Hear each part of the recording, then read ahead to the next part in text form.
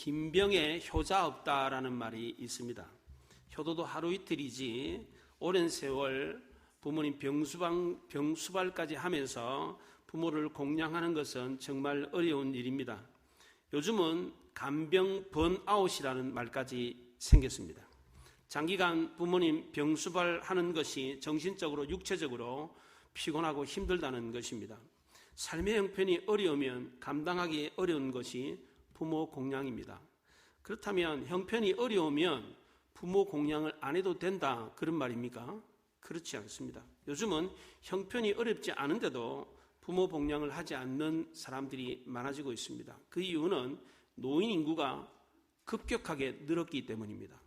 2026년 현재 우리나라 노인 인구 비율은 전체 인구의 21.6%나 됩니다. 노인을 65세 이상으로 규정하고 있습니다. 그래서 지하철 공짜가 65세 이상이잖아요. 그래서 65세 이상을 노인으로 규정하고 있는데 7%가 넘으면 고령화 사회라고 그러고 14%부터 20%까지를 고령 사회라고 합니다. 그리고 20% 이상이 되면 초고령 사회라고 하는데 현재 우리나라는 65세 이상이 21.6%이기 때문에 초고령 사회에 접어들었습니다. 10년 후에는 2036년에는 30%가 넘을 거라고 합니다. 3명 중에 1명이 노인이라는 것입니다. 그러면 일하는 2명이 일하지 않는 노인 1명을 먹여 살려야 됩니다. 그런데 그 2명도 다 일하는 사람이 아니에요. 어린아이들, 청소년이 다 포함이 되어 있기 때문에 결국은 일하는 한 사람이 1명의 노인을 먹여 살려야 되는 사회구조가 된다는 것입니다. 이런 사회구조 때문에 과거보다 훨씬 더 폐륜 범죄가 많아지고 있습니다. 이런 사회적인 구조 때문만 아니라 폐륜 범죄가 증가하는 이유가 있습니다. 첫째는 황금만능주의, 돈이면 다 된다, 이런 생각 때문입니다. 인간관계, 행복, 도덕성까지도 금전적인 가치로 평가를 하게 되어 있습니다. 부모에 대한 효도, 금전적인 가치로 평가를 합니다. 부모가 늙었으니까 금전적으로 가치가 없다라고 생각하기 때문에 불효하는 것입니다. 둘째는 폭력을 미화하는 사회 풍조 때문입니다. 영화나 드라마는 폭력을 미화하는 경향이 짙어지고 있습니다. 어떤 경우라도 폭력은 용납되어서는 안 되는데 언론과 문화가 부채질을 하고 있어요. 어린아이들이 주로 접하는 게임이나 영화도 다 때려 부시는 겁니다. 총 쏘고 막 죽이고 막 때려 부시는 거예요. 이런 영향 때문에 폐륜 범죄가 늘어나고 있습니다. 마지막 3번째는 가족 제도가 해체되었기 때문입니다. 가정이 파괴되면 폐륜 범죄가 늘게 되어 있습니다. 왜냐하면 폐륜 범죄는 주로 가정에서부터 시작되기 때문입니다. 과거 우리나라 전통적인 농경사회 때는 대가족 제도였습니다. 가족 간의 유대가 아주 돈독했습니다. 사돈의 8촌, 16촌까지 같이 모여서 살았습니다. 요즘은 형제들끼리도 같이 모여서 살지 않습니다. 형제가 2촌입니다. 부모와 자식은 1촌이에요. 부모 자식과도 같이 살지 않고 형제와도 같이 살지 않습니다. 가족 간의 연대가 깨어져 버렸습니다. 이로 인해서 자녀들은 가정이라고 하는 곳에서 소속감과 연대감을 느끼지를 못합니다. 이뿐만 아니라 요즘은 가정 속에서 자기 정체성을 발견하지 못합니다. 심지어 교회에서도, 학교에서도 마찬가지입니다. 자기 정체성을 발견하지 못합니다. 학교에서 요즘 왕따가 많잖아요. 학교에 적응을 못하는 왕따가 많습니다. 비행 청소년이 왜 늘어나고 있습니까? 범죄학 용어로 절연체 이론이라는 것이 있습니다. 절연체, 전기가 통하지 않는다는 겁니다. 절연체 이론이라는 것이 있는데 비행의 원인은 가족 간의 연대가 끊어진 절연체 때문이다, 그렇게 말을 했어요. 힘들다고 버리고 간섭한다고 때리고 용돈 안 준다고 부모를 살해합니다. 부모를 힘들고 어려울 때는 모시지 않아도 되고 형편이 좋고 편할 때는 모셔야 된다, 모시면 된다, 이런 식입니까? 그렇지 않잖아요. 오늘 본문에 나오는 다윗은 어떻게 했습니까? 다윗은 사울의 칼날을 피해가지고 도망 다닐 때도 부모를 공경했습니다. 처음에는 혼자 도망을 다녔는데 사울의 위협이 거세지다 보니까 형제들과 가족들을 다 데리고 도망을 다녀야만 했습니다. 다윗은 형제들과 가족들을 구하기 위해서 블레셋까지 가서 망명을 요청했습니다. 블레셋 왕 아기스에게 용병을 자처하면서 자기 몸을 의탁을 했습니다. 이때 왕의 신하들이 다윗을 알아보았습니다. 저 다윗이 과거에 골리앗을 죽인 사람입니다. 이스라엘 여자들이 사울에게 천천을 돌리고 다윗에게 만만을 돌렸던 그 주인공이 바로 저 다윗입니다. 저 다윗을 용병으로 받아들이면 안 됩니다. 죽여야 됩니다. 이런 분위기가 생기니까 다윗이 깜짝 놀랐습니다. 살고자 들어간 것이 불을 들고 섭으로 들어가는 꼴이 되었습니다. 불을 들고 장작더미 속으로 들어간 거예요. 제 발로 무덤을 판 격이었습니다. 다윗은 생명의 위협을 느끼고 침을 질질 흘리면서 미친 척까지 했습니다.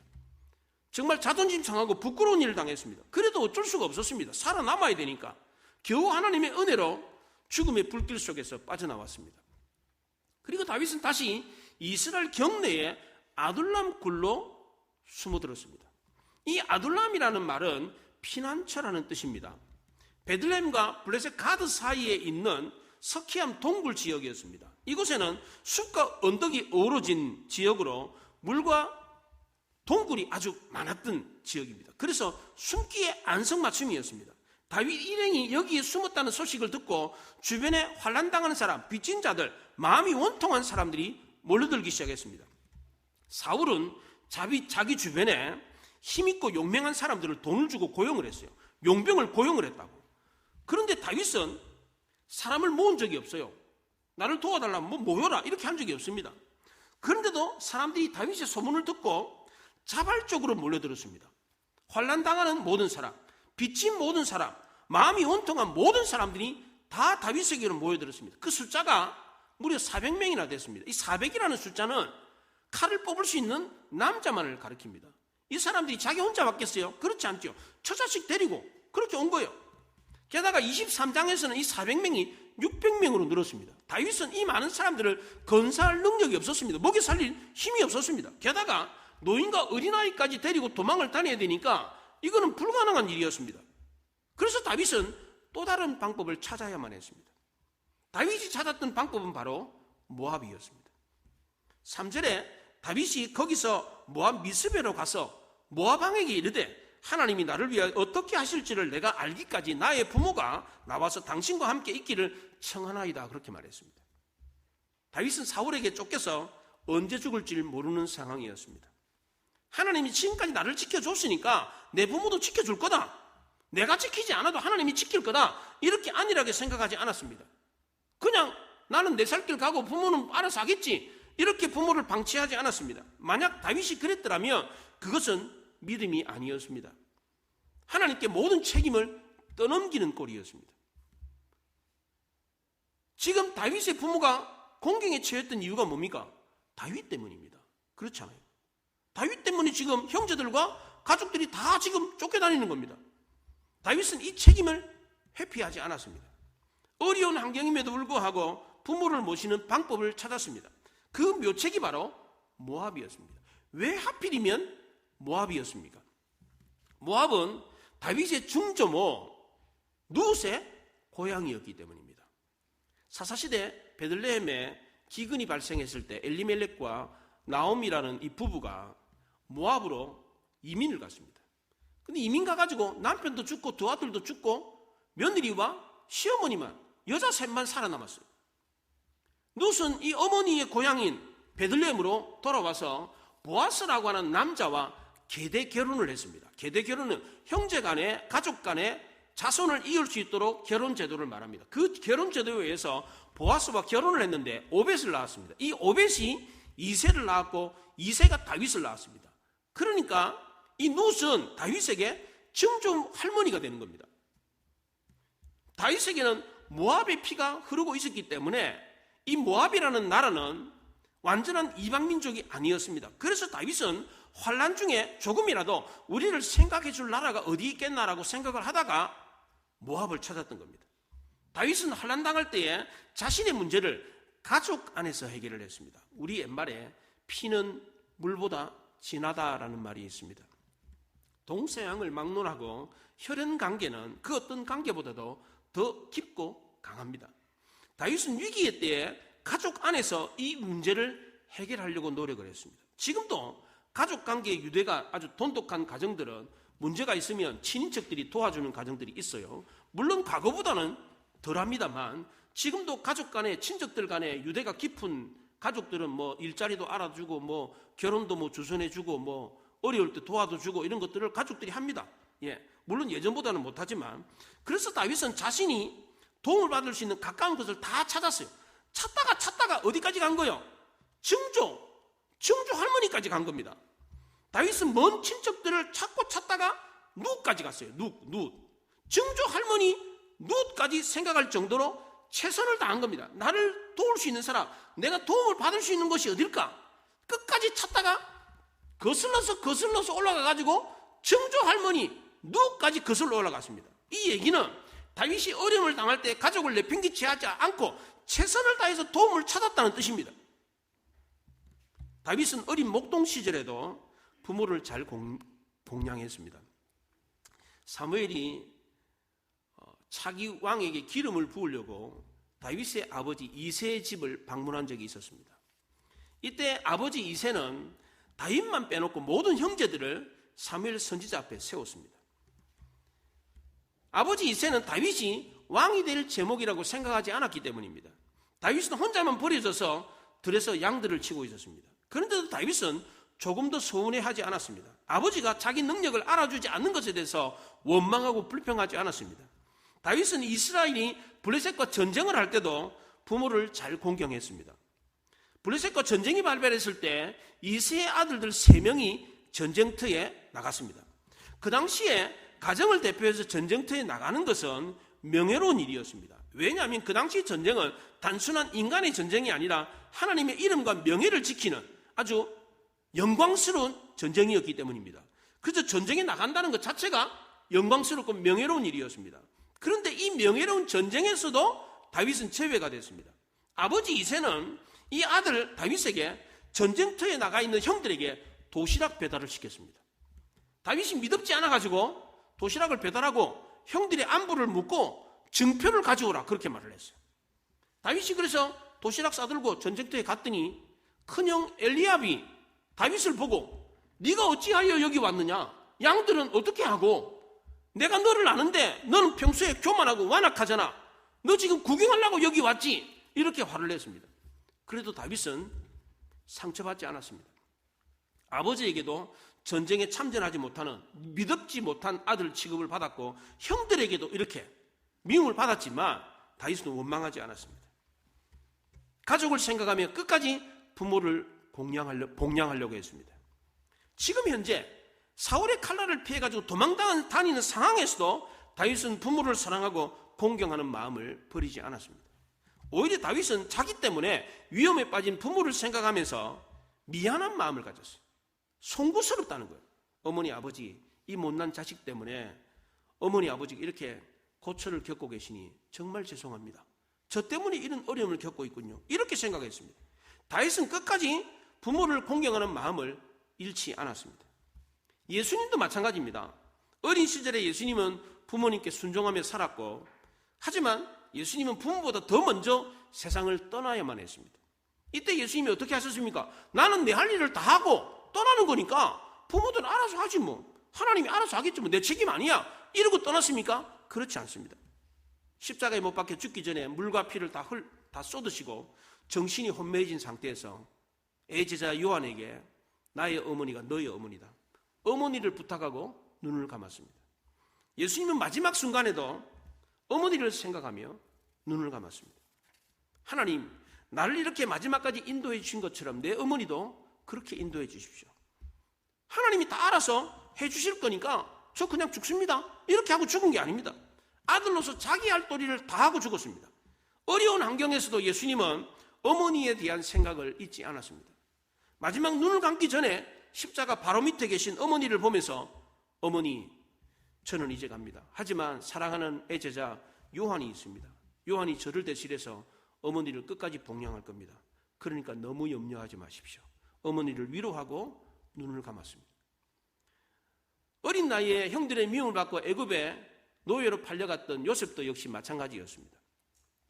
자기를 팔았던 형들이 20년이 지난 뒤에 애굽에 양식을 사러 왔어요.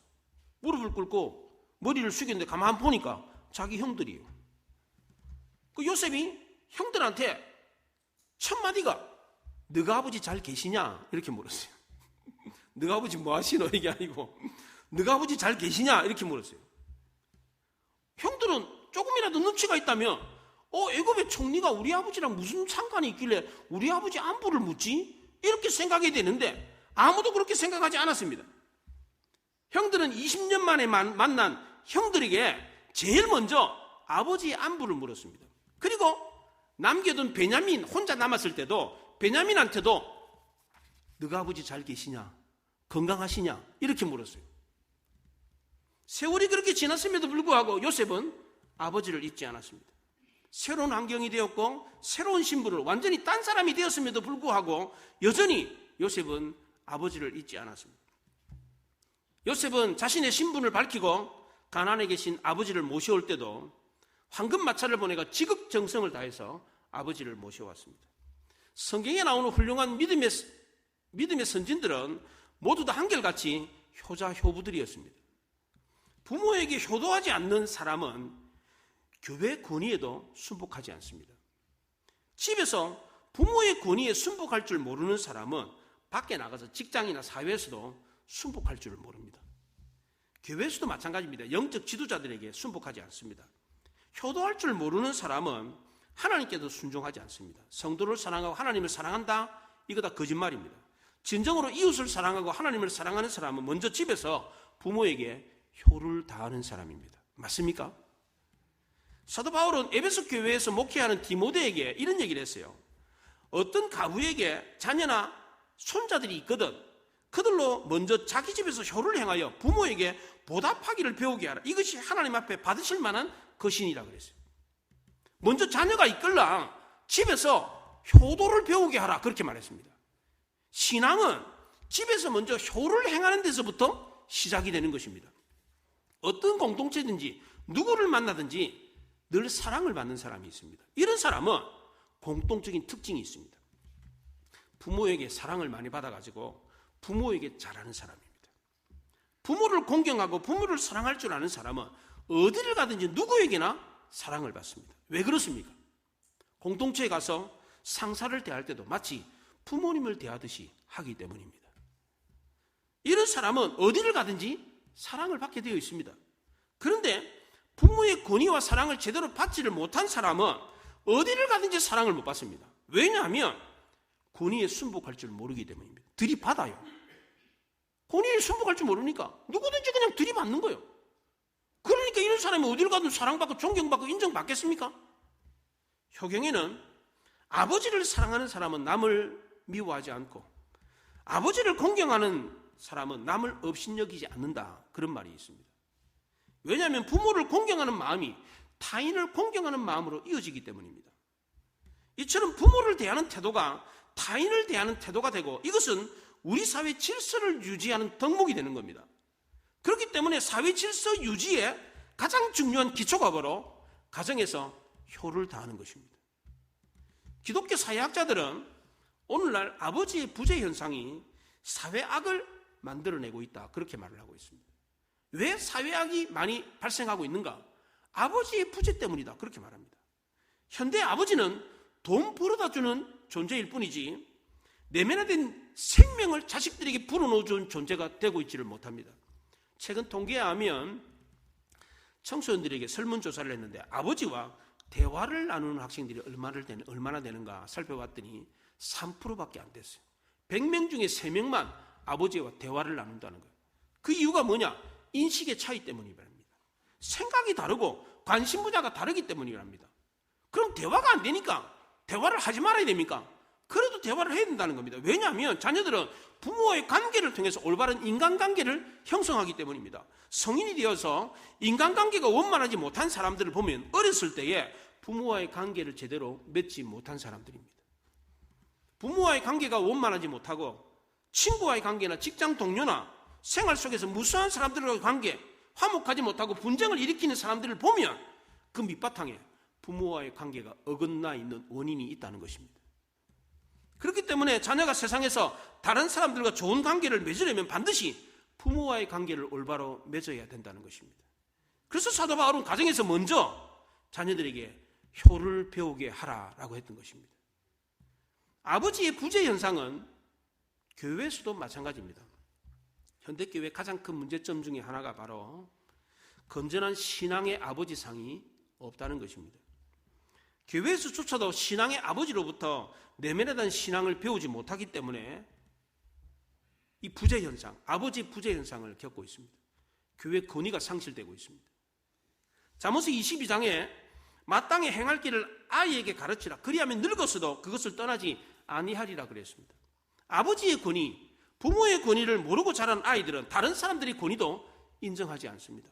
학교에서 선생님의 권위도 인정하지 않습니다. 교회에서 목사님이나 장로님의 권위도 인정하지 않습니다. 당신이나 나나 다를 바가 뭐 있어? 맞짱 뜨자 이럽니다.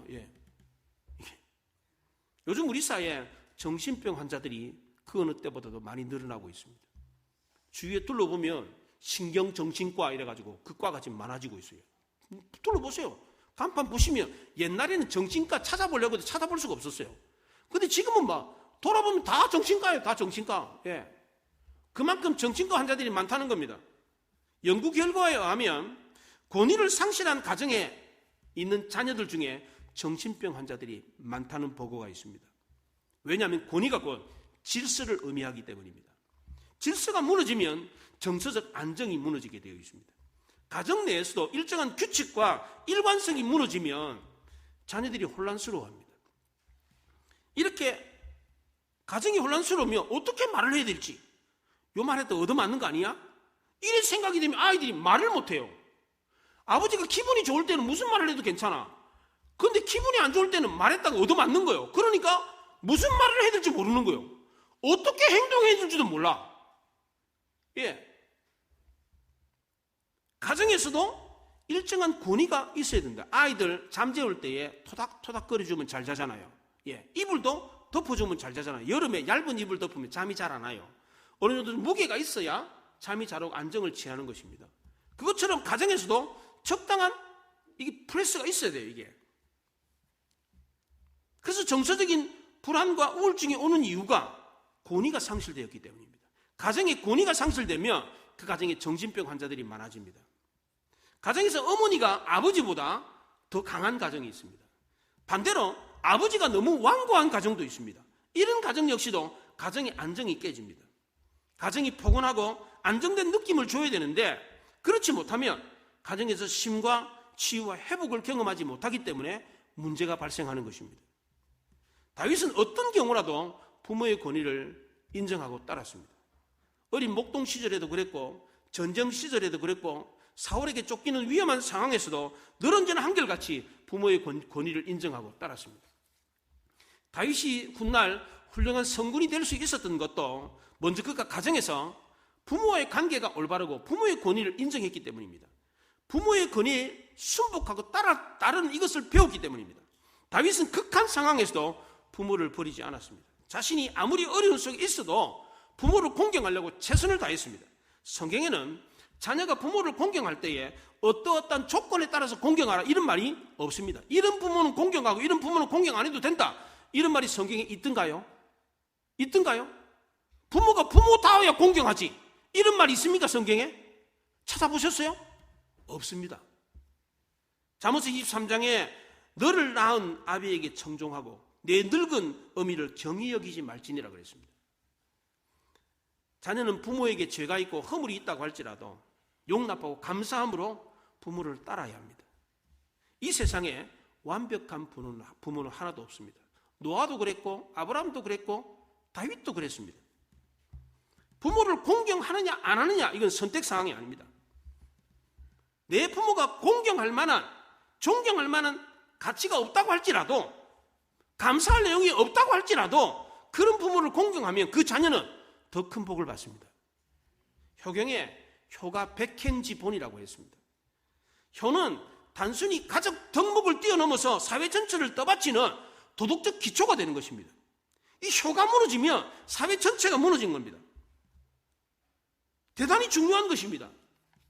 조선 중기에 성리학자인 태계 유황이 왕에게 이런 인재를 등용하면 틀림이 없습니다 라고 청혼을 한 게 있습니다. 어버이를 섬기는 마음으로 하늘을 섬기고, 어버이를 섬기는 마음으로 임금을 섬기고, 어버이를 섬기는 마음으로 나라를 섬기는 자, 이런 사람을 인재로 등용하면 틀림이 없습니다. 인재를 등용할 때 효성을 보라는 것입니다. 교회에서도 마찬가지입니다. 부모에게 어떻게 하는가를 보면 성도에게, 목회자들에게 어떻게 하는가가 보입니다.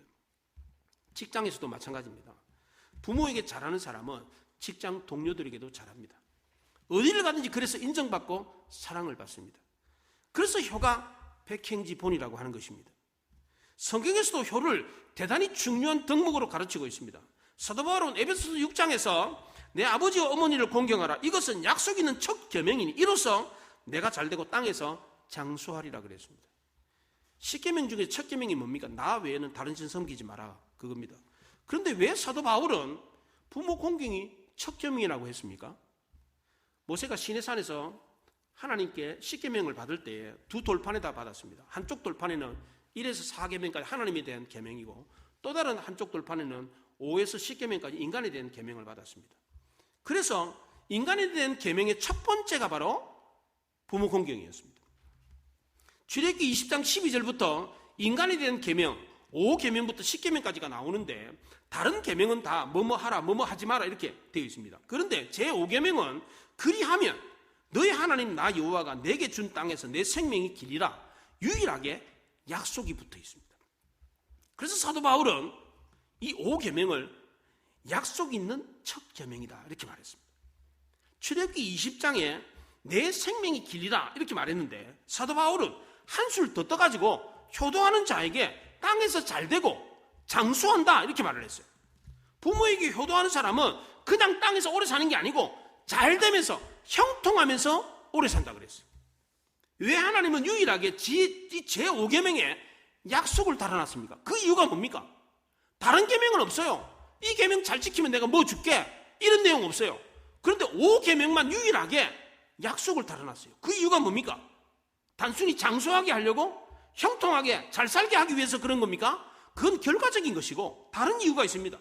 첫째는 부모 공경이 인간사의 가장 기본적인 기초가 되기 때문입니다. 자녀는 부모님의 사랑을 통해서 하나님 사랑을 배웁니다. 인간의 사랑 가운데 하나님의 사랑을 가장 잘 표현할 수 있는 사랑이 바로 부모님 사랑입니다. 왜냐하면 부모님 사랑이 하나님 사랑과 가장 많이 닮았기 때문입니다. 또한 자녀는 부모님의 사랑을 통해서 하나님 사랑만 배우는 것이 아니라 이웃 사랑도 배웁니다. 자녀는 부모가 이웃을 어떻게 대하는가, 그걸 보고 이웃 사랑을 배웁니다. 이렇게 하나님을 사랑하고 이웃을 사랑하는 사람은 잘 살면서 형통하게 오랫동안 장수할 수밖에 없어요. 그렇잖아요.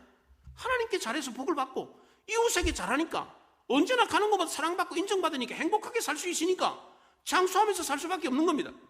두 번째로 부모 공경이고 하나님 공경과 같기 때문입니다. 부모를 공경하라라고 하는 이 카베드라라는 단어는 하나님께 쓰이는 단어입니다.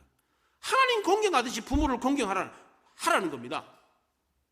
그래서 부모 공경이 곧 하나님 공경이기 때문에, 그래서 이 다섯 번째 약속을 달아놨던 겁니다. 마지막 세 번째로 유일하게 부모 공경에 약속을 붙여놓았던 이유는 부모 공경을 통해서 하나님이 우리에게 복을 주려고 했기 때문입니다. 에베소서 6장 3절에 이로써 내가 잘되고 땅에서 장수하리라 그랬어요. 복을 주겠다라고 하는 이 약속이 유일하게 붙어 있는 것이 바로 부모 공경입니다. 모세도 이 부모 공경이 너무나도 중요한 계명이라는 것을 알고 신명기 27장에서 이렇게 말했어요. 그의 부모를 경홀히 여기는 자는 저주를 받을 것이라 할 것이요 모든 백성은 아멘 할지니라 그랬어요. 목사님들 설교하다가 아멘 하세요 이런 경우 있잖아요. 예, 모세가 그랬어요. 요 내용 아멘 하라는 거예요. 네, 그렇습니다. 동의합니다. 알겠습니다. 이렇게 하라는 거예요. 부모를 공경하지 않는 사람은 저주받는다. 부모를 공경하는 사람은 복받는다. 아멘 하시오. 왜 아멘 안 해요? 아멘 하세요. 모세가 못을 박았어요. 못을.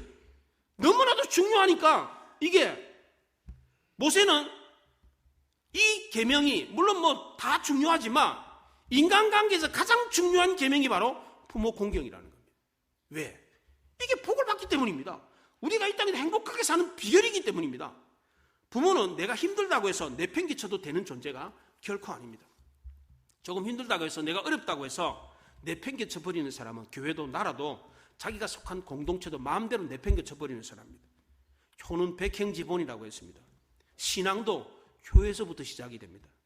우리는 절대로 부모를 버릴 수가 없습니다. 부모를 버리는 것은 내 인생을 버리는 것과 같습니다. 효경의 신체 발부는 수지 부모라고 했습니다. 부모로부터 신체를 물려받은 것입니다. 그렇기 때문에 내 육신이고 부모의 육신인 겁니다. 내 육신을 버리는 것은 부모의 육신을 버리는 것과 같은 것입니다. 부모를 버리는 것은 내 육신을 버리는 것과 같은 것입니다. 부모가 곧 나라는 것을 알아야 됩니다.